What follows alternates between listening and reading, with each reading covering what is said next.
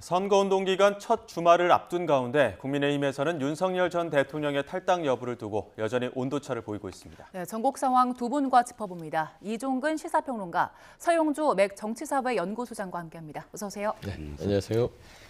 오늘로 선거운동 5일차입니다. 이재명 후보 어제 오늘까지 호남 표밭 따지기 나서고 있는데 어제는 큰절까지 했네요. 네, 큰절 여러 번 국민들한테 해야죠. 예. 내란으로 상처받은 국민들한테 큰절을 100번 한다고 해서 치유가 되겠습니까? 지금 현재 차곡차곡 TK, PK를 지나서 호남으로 그리고 이제 5.18 전야제가 있는 호남 근처에서 이제 계속 유세를 펼쳤는데요.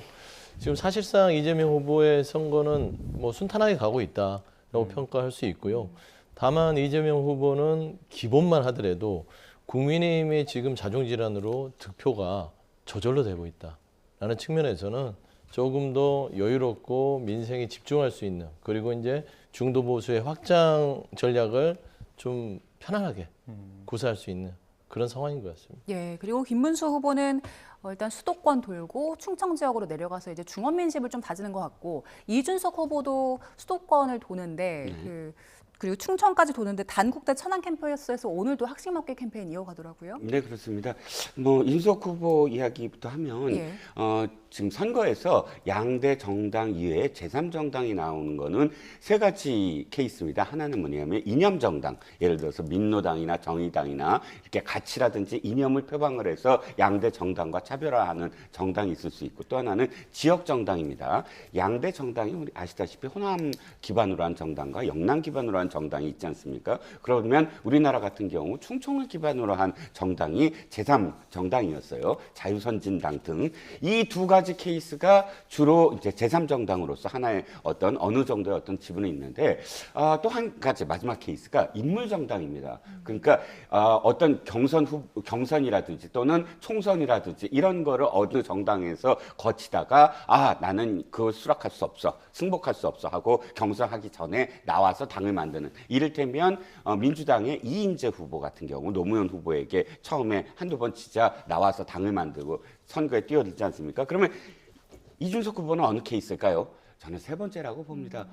중도 또는 합리적 보수 이렇게 얘기하지만 실질적으로 그러니까 지금 국민의힘과 다른 어떤 지점, 개혁이라고는 하지만 그게 뚜렷하게 보이진 않아요. 그런데 한 가지 20대, 30대의 남성을 겨냥한 그런 공약이라든지 혹은 그런 발언들이 많지 않습니까? 그러다 보니까 이준석 후보는 인물 중심 정당, 내가 하나의 어떤 상품이고 이념이라든지 또는 지역 기반이 아니니까, 그러다 보니까 20대의 어떤 이미지, 20대의 어떤 상징적인 이미지를 자기가 가져가야 된다. 그래 학식 말씀하셨지만 학식이 사실 지금 가장 이슈가 됐던 부분이 대학생들의 아침이에요. 아침을 먹게 하자 그러고 1,000원 식당, 1,000원짜리 이 학식을 계속 지금 공급하지 않습니까? 그런 부분에서 어쨌든 20대, 30대를 상징하고 있다, 자기가. 그런 그 소구를 하기 위해서 아마도 앞으로도 계속 대학생들을 배경으로 한 그런 이미지들을 많이 양산할 것 같고요.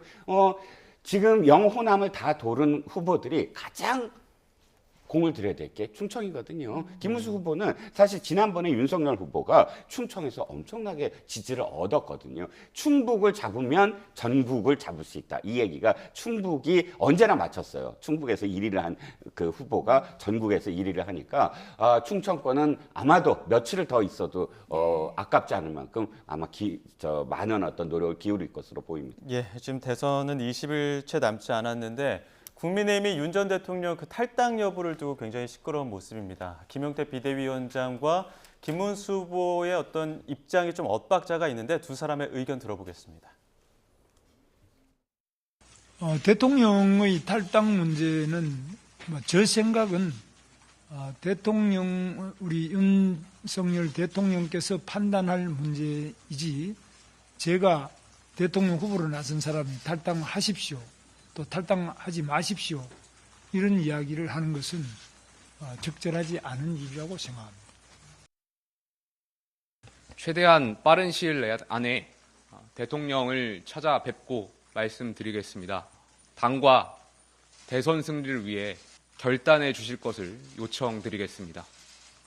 대통령께서 합리적인 판단을 하실 거라고 생각이 들고요. 비대위원장으로서 대통령께 정중하게 탈당을 권고드리겠습니다. 탈당 권유 등의 부정적인 입장인데 후보는 설득하셨나요? 제가 비대위원장이고요. 여기에 대해서 후보께서도 언론에 많은 말씀을 주신 걸로 알고 있습니다.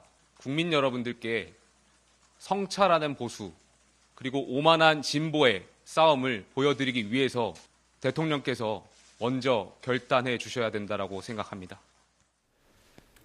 처음에는 비대위원장과 김 후보가 일치된 의견 안에서 투트랙 전략이다 이런 이야기들이 좀 있었는데 네. 지금은 의견 자체가 아예 좀 다르다는 이야기도 나온 것 그렇죠. 같아요. 우리가 이제 이걸 엇박자가 나간다고 네. 하는데요.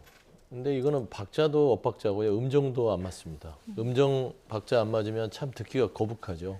그러니까 지금 현재 이제 국민의힘의 현 상태를 전형적으로 보여주는 사례인데요. 윤석열 전 대통령의 탈당. 이거는 진즉에서도 했어야 될 문제를 지금 대선 이 기간 한복판에 탈당을 한 해 만에 일주일째 끌고 있습니다. 효과가 있을까요? 효과 없죠. 그러니까 윤석열 전 대통령이 탈당한다고 해도 이제 국민들이 당연한 걸 이제 와서 탈당? 그리고 이렇게 엇박자가 나는 음정도 안 맞는 이런 탈당에 대한 이야기들은요. 그러니까 결국에는 이 대선을 치를 생각이 없는 거 아니냐라는 중도층의 생각을 가져올 거예요. 저는 사실상 김문수 후보가 지금 뭐 충청, 경기 충청을 하고 있다고 하지만 외연 확장을 위해서 지금 무슨 여러 가지 일정을 짠다 해도 소용이 없다. 지금은 집안 단속부터 먼저 해야 되는데 집안 단속이 안 되잖아요. 아직도 대선에서 과거를 얘기하고 있잖아요. 12월 3일 날 내란행위에 있어서 파면당한 대통령을 당에서 내보내냐 안 보내냐를 지금 대선 한복판인 5월에 이야기하고 있다. 국민들이 미래를 맡길 수 있겠습니까? 지금 조기 대선은 내란 종식을 위한 그런 염원 때문에 생긴 조기 대선이지만 그럼에도 불구하고 다음 정부에서는 어떤 미래 청사진을 가지고 새로운 정부를 이끌 것인가. 최소한 그 얘기는 각 당에서 나와서 이번 선거의 아젠다가 돼야 됩니다. 그런데 민주당은 조금 더 앞서도 얘기했지만 여유롭게 먹고 사는 문제, 민생 문제, 진보 보수의 통합 문제, 실용 문제 이런 부분을 가지고 정확하게 국민들에게 소구를 한다면 국민의힘은 아직도 그 얘기에 앞서서 얘기를 하지 못하고 그 안에서 윤석열이라는 그 그림자 속에서 탈당 한 해 만에로 지금은 시간을 보내고 있다.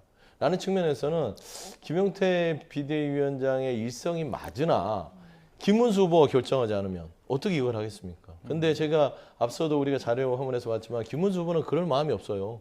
탈당은 도리가 아니라지 않습니까? 대통령에게. 국민에게 도리는 어떻게 하죠? 그러니까 결국에는 국민의힘의 얼굴로 나온 김문수 후보 자체가 저런 식의 인식을 갖고 있다면 아무리 젊은 김용태 비대위원장이 용을 쓴다 하더라도 바뀔 게 없다. 예. 지금 대선 18일 남은 상황인데 김문수 후보자 본인의 입으로 윤 전 대통령 관계를 아직 정리를 하지 못하고 있어서 국민의힘 쪽에서는 지금 앞으로 나아가지 못하는 게 아닌가 이런 생각도 들어요. 동의합니다. 이 모습은 이제 국민들이 어떻게 판단하겠냐면 이 당이 절박하지 않다. 지금 대권에 절박하지 않는 어떤 모습이다라고 판단을 할 거고요. 제가 생각하기엔 이렇습니다. 김문수 후보는 지금 홍준표 대표의 사례를 따라가지 않겠다라는 것 같아요. 예전에 박근혜 전 대통령을 파면됐고 그다음에 8개월 만에 출당 조치를 할 때도 사실 굉장히 많은 어떤 그 굴곡이 있었습니다. 그런데 홍준표 대표가 직권으로 출당시켰거든요. 예. 근데 그 이후에 홍준표 대표가 엄청 비판을 받았어요. 그것 때문에. 그래서 나중에 또 다시 이제 그 대통령 선거에 나올 때 사과도 했어요. 홍준표 예. 대표가. 내가 그때는 내가 사실 내 마음이 아니었다. 그러니까 이 과정을 김문수 후보도 지켜봤거든요. 그래서 어쨌든 김문수 후보가 이 당에 자기 세력이 없다 보니까 친윤들을 자기 세력으로 어찌됐든 만들어야. 왜냐하면 주류를 자기 기반으로 가져야 이 당을 선거에 끌어들일 수가 있지 않겠습니까? 지금 비주류보다 주류가 급하다고 생각을 했기 때문인 것 같은데 문제는 이겁니다. 그래서 생각해낸 게 투트랙인 것 같아요. 그러니까 지금 김문수 후보 말대로라면 지금 비대위원장을 스톱시켜야 돼요. 그렇지 않습니까? 탈당은 본인이 알아서 할 일이지 후보가 얘기할 게 아니다 그러면 그런데 그런 뜻이 진짜 자기 생각이라면 벌써 몇 번씩이나 비대위원장이 계속 언급을 하고 있고 실제로 찾아간다고 했을 때 후보가 당무 우선권이 있잖아요. 모든 판단에 있어서 자기가 지금 대통령이 돼야 되는 상황인데 당연히 브레이크를 걸고 아니다, 일치된 얘기를 하자라고 해야 되는데 안 하잖아요. 그리고 내용을 보면 후보가 건의해서 탈당하는 건 도리가 아니다예요. 예. 즉 본인이 스스로 탈당하거나 예. 제가 보기에 당에서 또는 비대위원장이 적극적으로 압력을 넣어서 탈당시키는 것까지는 내가 뭐라고 하지 못하겠다. 이거예요. 그러니까 제가 생각하기에 김문수의 고육지책은 내가 나서지 않고 비대위원장이 나서서 탈당하게 하는 그런 지금 그림을 그리는 게 아닌가 싶습니다. 예. 김문수 후보 측 윤석열 전 대통령과의 그 통화한 내용들이 조금 이야기들이 나오고 있습니다. 특히나 그 김재원 국민의힘 대선 그 후보 비서실장의 이야기가 있었는데 저희가 녹취를 준비했습니다. 관련 이야기 들어보시죠. 김문수 후보가 후보로 확정된 이후에 의사소통이 있었던 것으로 확인을 했습니다. 그리고 그때 지금 말씀하신 내용의 여러 가지 이 논란을 지금 벌이고 있지만 그에 대한 정확한 내용은 단 한 가지밖에 없습니다. 김문수 후보자는 윤석열 대통령의 탈당 문제에 대해서 전혀 의견을 제시한 바가 없고 그리고 그 문제에 대해서 다만 문제가 된다면 윤석열 대통령님의 이 판단과 결정을 존중하겠다라는 것이 처음부터 일관된 답변이고 앞으로도 그 점에 대해서는 달리 드릴 말씀이 없다는 점을 밝혀드립니다. 앞서 김문수 후보가 주장했던 입장과 별반 다르지 않은 입장을 또 김재원 비서실장이 낸 건데 당내 주목되는 부분이 또 한 가지 있습니다. 그 윤 전 대통령 최측근인 석동현 변호사 그리고 장해찬 전 최고위원이 국민의힘 중앙선대위에 복귀하고 또 복당한 내용들 이 부분을 가지고 김 후보가 친윤 세력과 헤어질 생각이 없는 거 아니냐 이런 이야기 나온 것 같아요. 네, 우리가 이제 이거를 굳이 뭐 의중을 파악할 필요도 없죠. 보이는 게 정치권에서는 다일 수도 있습니다. 예를 들면 장해찬 전 최고의 복당, 석동현 변호사의 선대위 활동, 영입 부분들은 따지고 보면 국민의힘이 대선에 칠 수 있는 최소한의 조건들을 반대로 가고 있다는 생각입니다. 세 가지를 버려야 돼요. 첫 번째는 12월 3일 날 친이 구태타를 일으켰던 윤석열과의 결별. 두 번째는 5월 10일 날 있었던 정당 구태타를 일으켰던 권성동과의 결별. 세 번째는 그 아스팔트 우파로서 탄핵을 반대하고 윤석열 전 대통령이 지키자는 정광훈 세력과의 결별. 이 세 가지를 결별한 다음에서야 대선을 칠 수 있음에도 불구하고 지금 지켜보시면 세 개를 다 안고 가잖아요. 지금 현재 지금 아까도 김문수 후보는 윤석열 전 대통령과 통화하면서 탈당 문제를 아직도 고심하고 있는 것이고 권성동 원내대표는 그 지난 5월 10일 날 그 한밤중에 후보 날치기를 했음에도 불구하고 버젓이 선대위에서 공동선대위원장과 원내대표를 맡고 있습니다. 세 번째, 원래 김문수 후보가 지난 10년의 흑역사라고 할 수 있는 게 정광훈 씨와의 아스팔트에서 자유통일당을 만들고 그 부분이 본인에게 있어서는 따지고 보면 지우고 싶은 과거일 거예요. 국민의힘의 공당의 후보가 됐으니까. 그러면 이걸 지워야 되는데 이걸 또 안고 갑니다. 석동현 지금 뭐 시민사회 역할 하시는 그 선대위 관계자께서도 그러지 않습니까? 아스팔트 우파를 안 해야 된다. 그러면 선거를 치르지 말자는 소리죠. 그다음에 장해찬 최고 말씀했지만 결국에는 또 뭐냐? 힘을 합쳐도 모자랄 43%로 떨어진 한동훈 전 후보를 데려오려면 장해찬 전 최고였으면 올 수 있어요? 못 오잖아요. 결국에는 선거를 치르려는 게 아니라 사실상 선거 이후에 당권에 대한 강화. 친윤 그룹이 선거 이후에도 야당으로서 우리가 먹고 가겠다. 하지만 한동훈은 안 된다. 그리고 윤석열로 이재명 후보가 대통령이 된다면 이재명 정부의 윤석열 야당 이 구도로 가겠다는 게 너무 명확해서 저는 이번 대선에서는 그렇게 국민의힘이 어떤 선전을 할 생각은 갖고 있지 않은 게 아닌가. 지금 저는 그런 비판할 수밖에 없어요. 지금 김문수 후보 측에서 통합형선대위 강조를 하고 있지만 이렇게 석동현 변호사 합류하고 또 장해찬 전 최고 복당하면서 사실 친한계도 이제 거리를 좀 두고 있는 상황이잖아요. 앞서 이종근 평론가께서 주류를 의식하지 않을 수가 없다라는 말씀 주셨는데 그러다 보니까 이도저도 아닌 상황이 돼버리는 것 같아요. 어떻습니까?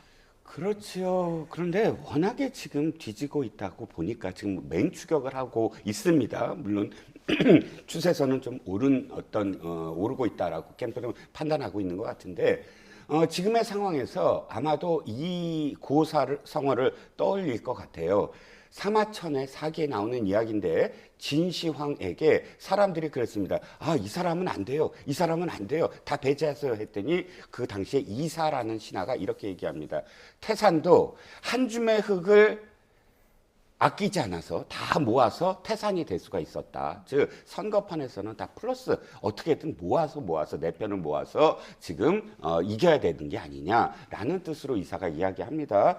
다시 여기로 돌아오면 지금 이 당은 4분 오열돼 있어요. 그렇지 않습니까? 뭐 쿠데타 문제도 그렇고 뭐 탄핵 문제도 그렇고 이 4분 오열된 정당에서 당신들 안 돼요. 당신들 안 돼요. 하다 보면 그야말로 남는 건 비주류밖에 없습니다. 솔직히 말씀드리면 그럼 비주류의 이 당의 비주류와 함께만 할 수가 있느냐 이게 김문수 후보의 고민일 것 같은데 근데 한 가지 아쉬운 건 있어요. 원칙은 있어야 된다. 김문수 후보의 장점이 원칙 아닙니까? 네.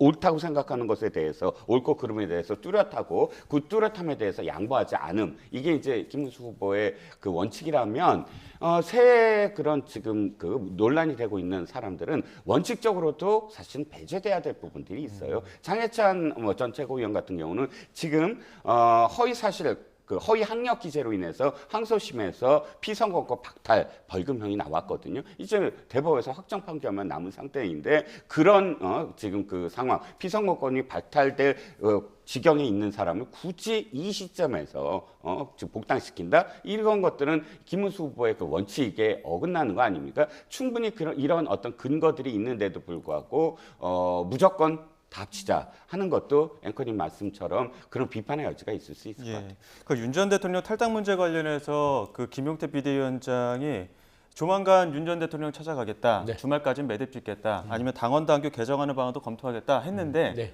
매듭 지을 수 있을까요? 그러니까 당원 당규를 바꾸는 것도 비대위원장 본인 혼자 할 수 있나요?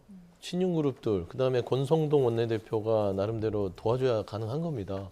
그다음에 윤석열 전 대통령 찾아가면 뭐 뾰족할 수가 있습니까? 그동안은 뭐 안 찾아가서 뭐 탈당이라든지 그런 결단을 못 했나요?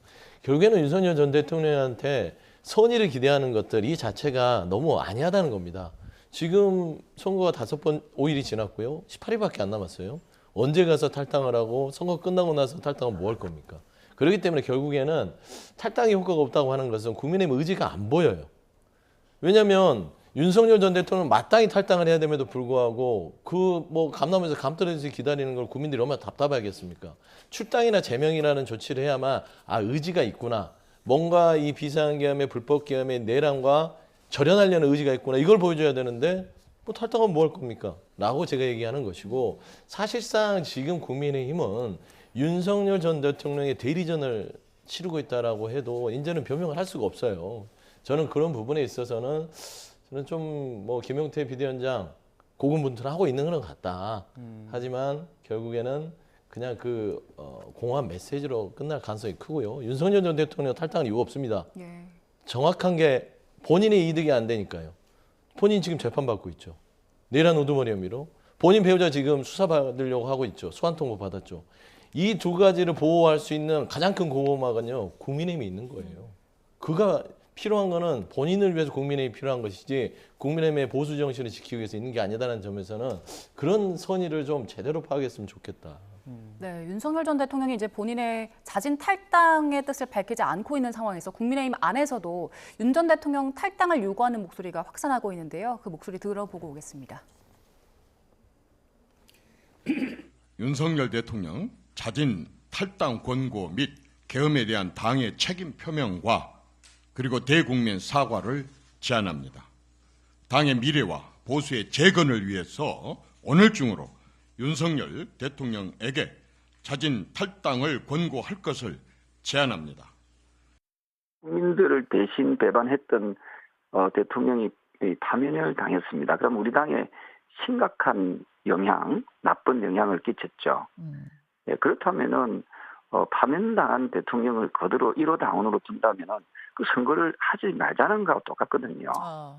예. 예, 저는 정중한 탈당 근거가 아니라 당규에 따라서 엄격한 출당 또는 제명을 시켜야만이 그나마 국민들이 저 정당이 좀 정신을 차리는구나 이렇게 보지 않겠습니까? 상식을 가진 건전한 보수 세력 그리고 중도 세력은 예. 우리 당을 외면할 수밖에 없다. 예. 지금 그런 생각을 합니다. 네, 앞서 이종근 평론가께서 그 장해찬 전 최고 관련해서 지금 항소심 판결이 났다고 말씀하셨는데 지금 상황을 파악해 보니까 1심 선고만 나온 상황이고요. 아직 항소심 판결은 나오지 않았습니다. 항소심을 진행하고 있다라는 사실 정정해서 안내해 드리고요. 자, 저희는 대담 이어가겠습니다. 그 윤석열 전 대통령이 직접 그 자진 탈당을 하지 않고 있는 그 의중은 어디에 있을까요? 서영주 그 소장이 말씀하셨던 것이 가장 클 것 같아요. 그러니까 첫 번째는 자신이 이제 그 당원이 아닌 상황에서 과연 자신의 어떤 지지자들이 또 뭉쳐서 자신에 대한 어떤 그 지지 또는 변호를 해줄 것인가에 대한 어떤 고민이 있는 것 같고, 두 번째는 정무적 판단이 참 많이 늘 좀 부족하다라는 생각이 들어요. 이게 어느 거랑 기시감이 드냐면 저겁니다. 김건희 여사가 지난번 총선 때 그러니까 그 한동훈 대표에게 문자를 보내잖아요. 그때 똑같아요. 어떻게 얘기하냐면 대표가 하라고 한다면 사과를 하겠다. 이거거든요. 그건 어떤 뜻이냐? 난 사과를 할 마음이 없다. 이거. 근데 지금도 윤 대통령은 지금 처음에 나한테 전화 걸 때는 물론 이게 아직 밝혀지진 않았지만 김문수 후보가 그 이야기를 그렇게 했다는 거 아닙니까?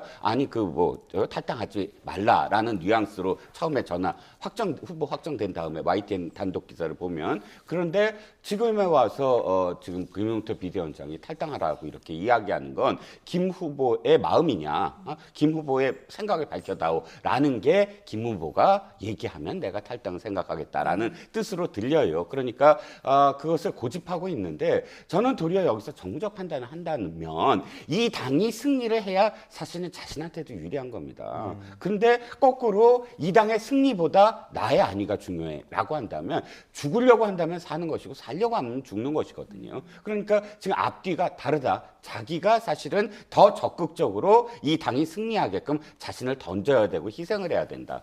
근데 그 판단을 여전히 정무적 판단이 좀 부족하다라는 생각이 듭니다. 그러니까 일요일에 첫 TV 토론회가 열립니다. 근데 이제 이 TV 토론회 열리기 전에 탈당 문제가 확실하게 매듭지어지지 않으면 이 TV 토론회에서 자자 토론인데 3대1 구도, 그러니까 김문수 후보가 좀 코너에 몰리는 상황이 펼쳐지는 거 아니냐, 이런 우려들이 나오고 있거든요. 그렇죠. 뭐 이건 너무나 그냥 당연한 어떤 구도잖아요. 그리고 사실상 윤석열 전 대통령, 그러니까 내란의 우두머리 혐의로 재판을 받고 있고 내란 행위로 파멸당한 대통령에 대한 심판의 성격이 이번 조기 대선이에요. 근데 그거를 절연하지 않고 어떻게 선거를 칠 생각을 하죠? 어떻게 윤석열 전 대통령을 연장해서 대리해서 윤석열 정부의 연장 성격의 선거를 치르려고 하는 국민의힘을 누가 인정을 할까요? 뭐 김문수 후보 억지는 쓸 수 있겠죠. 뭐 도리가 아니다. 탈당은 대통령한테 맡겨놨고 우리도 비상계엄에 대해서는 잘못했다고 생각한다. 이걸로는 충족이 되지 않습니다. 사실상 이게 그냥 상식적인 사람이라면 보통 우리 애가 잘못을 해요. 그러면 다른 사람한테 혼나는 걸 줄이려면 부모가 애를 더 질책을 하면, 혼내면 다른 사람이 혼내려 오다가도 멈춥니다. 너무 애를 잡는 거 아닙니까? 이런 게 상식이거든요. 근데 대래 그 안에 국민의힘에서는 윤석열 전 대통령에 대해서 매를 들지 않고 보호하기 때문에 따지고 보면 바깥에서 안 되겠다, 더 심하게 질책을 하고 버릇을 고쳐야겠다라는 여론이 형성되는 겁니다.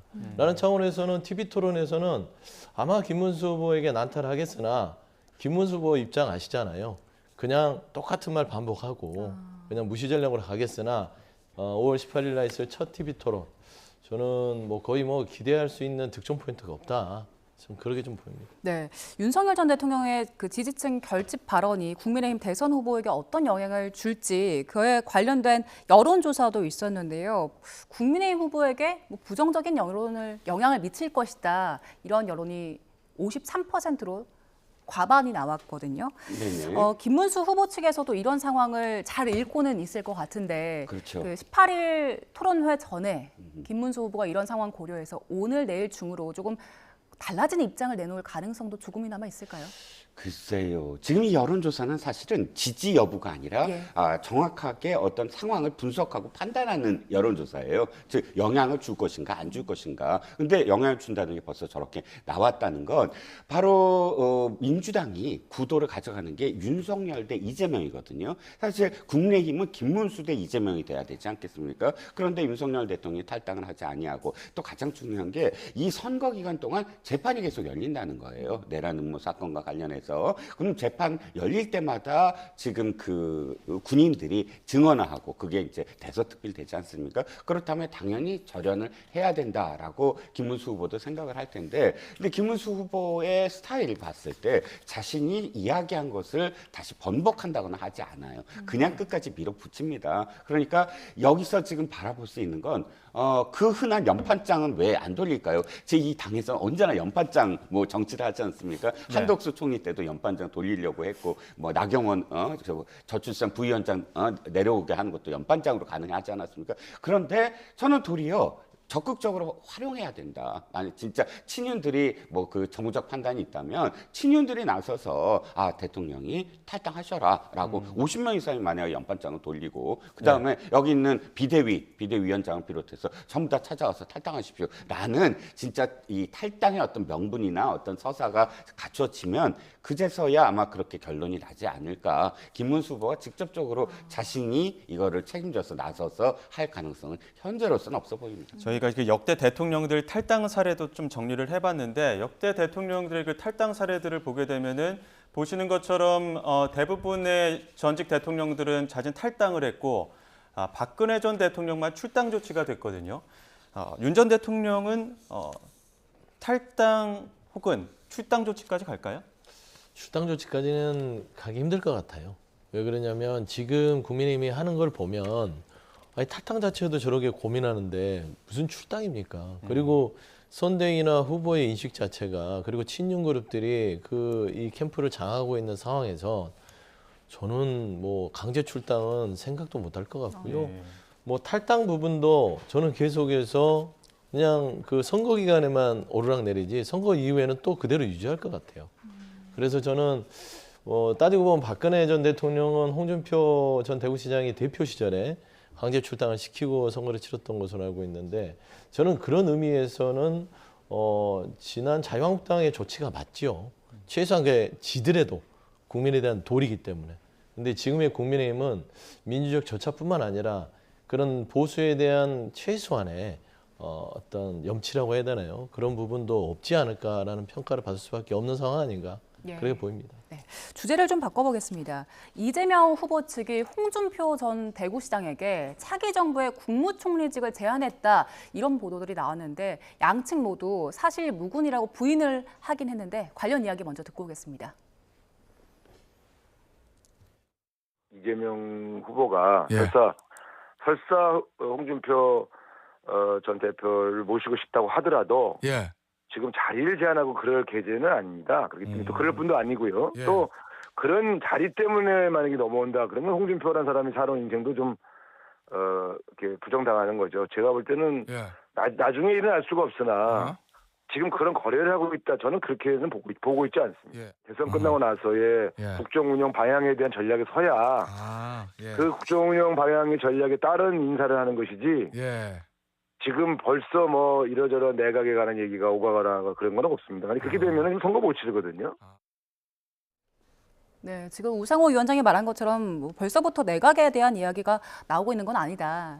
그리고 양측 모두 사실 무근이라고 부인을 했지만 이런 얘기가 나오는 게 그동안 이재명 후보가 홍준표 전 시장에 뭐 막걸리 회동하자 이런 식으로 우호적인 제스처를 보냈기 때문인 것 같아요. 네, 그렇습니다. 아마 내각은 그래도 어느 정도는 지금 결정을 했을 거예요. 왜냐하면 인수위가 없기 때문에 그 다음 날, 즉 6월 3일, 6월 4일부터 아예 대통령으로 임명이 되는 겁니다. 그래서 내각과 관련돼서는 굉장히 고민을 많이 할 텐데 이번 지금 이 공방은 제가 보기에 굴뚝에서 연기는 나는데 밥은 짓는 것 같지 않다. 이렇게 생각이 듭니다. 확실히 연기는 보이잖아요. 그런데 밥을 지으려면 이 밥이 정말로 뭐랄까 영양가 있는 밥이 돼야 되는데, 저는 뭐 그렇다고 홍준표 전 후보를 뭐 폄하하는 건 아니지만 생각을 해보세요. 지금 지지율이 아주 지금 그 간당간당하고 또 2위, 3위 후보가 굉장히 맹추격을 해서 오차 범위를 막 들어오려고 해요.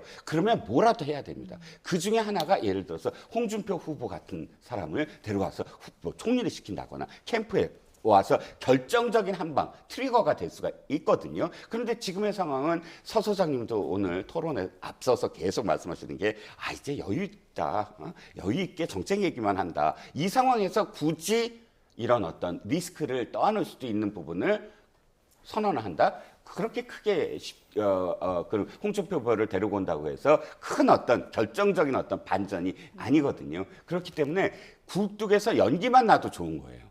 이 연기 계속 이렇게 화제가 되고 그리고 홍준표 후보도 부인하고 어쨌든 이것이 나중에 어떻게 될지는 아직 모르는 거니까 이 정도의 어떤 가능성만 서로 갖고만 있어도 밥은 나중에 짓는지 안 짓는지는 나중에 결정해도 되거든요. 그런데 지금은 어쨌든 지금 단계에서는 저는 민주당이 이걸 적극적으로 추진할 이유는 없다. 그리고 또 워낙에 이게 지금 대세론이 오래전부터 있었기 때문에 여기서도 자천 타천 총리 후보들이 지금 줄을 잇고 있거든요. 그래서 그런 것들이 정리되고 하는 어떤 과정들이 있기 때문에 저는 밥은 안 짓는데 연기는 나는 상황이다라고 생각합니다. 국민의힘 목소리는 홍준표 시장에 대해서 돌아오셔라, 화 좀 푸셔라, 누가 가서 좀 모셔와라 이런 목소리 나오는 것 같은데 달랠 수 있을까요? 그러니까 김대식 의원이 지금 하와이행을 하겠다고 하고 있고 홍준표 전 대구시장 오지 말라고 하고 있는 상황에서 강행을 하겠다는 거잖아요. 근데 그래서 참 국민의힘이 답답한 게 체질을 바꿔야 사람들이 들어올 거 아닙니까? 지금 오늘 뭐 얘기가 안 나왔지만 한동훈 전 후보 같은 경우도 김문수 후보하고 결혼해서 43%의 그 보수층과 국민의 그 득표를 가지고 있는 지분이 있는 후보예요. 못 데려오잖아요. 쓸데없이 그냥 엉뚱한 한덕수 후보만 손을 내밀고 있고 장해찬 전 최고 표 있습니까? 없잖아요. 따지고 보면 석동현 변호사 표 저는 뭐 없다고 보거든요. 사실상 43%를 얻은 그 탄핵을 찬성했던 한동훈 후보를 끌어들이는 게 훨씬 지금 18일간의 선거에서 도움이 되는데 아예 못 들어오게 하는 장벽을 치고 있어요. 그러니까 홍준표 전 대구시장도 그런 꼴을 보면 얼마나 답답할 겁니까? 그러니까 국민의힘을 규정을 해버리잖아요. 사이비 보수다. 지금 있는 사람들은 사이비다. 보면은 의리도 없고 도리도 없고 상식도 없다. 이런 집단에는 못 돌아간다. 라는 부분들이 그 본인 스스로 진단했기 때문에 이재명 후보 차원에서는 중도 보수 확장의 전략 차원에서는 상징적으로 홍준표 전 대구시장 30년을 그래도 이 국민의힘에서 보수를 지켜왔다. 그런 인물이기 때문에 이분과의 여러 가지의 전국 연안에 대한 논의만 했다는 것도 향후의 새로운 정부에 있어서 이재명 후보는 조금 더 폭넓은 어떤 그 중원 전략을 쓸 수 있는 사람을 기대해 줄 수 있죠.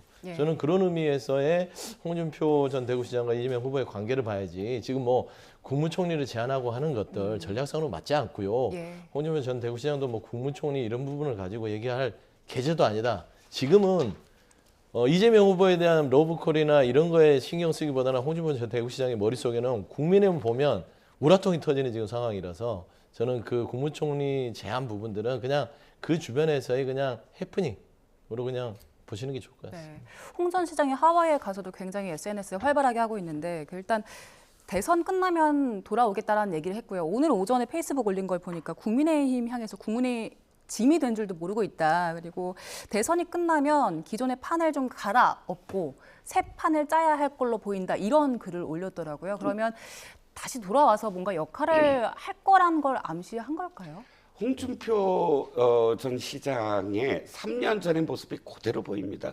3년 전에도 똑같았습니다. 3년 전에 어떤 상황이냐? 윤석열 후보한테 경선에서 졌잖아요. 그때 뭐라 그랬는지 아세요? 윤석열 후보가 대통령 되면 나라가 불행해진다고 했어요. 그리고 26년 동안 자기가 헌신했던 당이 자기를 버렸다고 했고요. 그때 했던 말이 지금 똑같아요. 근데 그때도 청년들하고 미래에 대한 이야기를 나눌 거지 정치 안 한다고 하셨습니다. 돌아왔잖아요. 당이 바뀌었나요?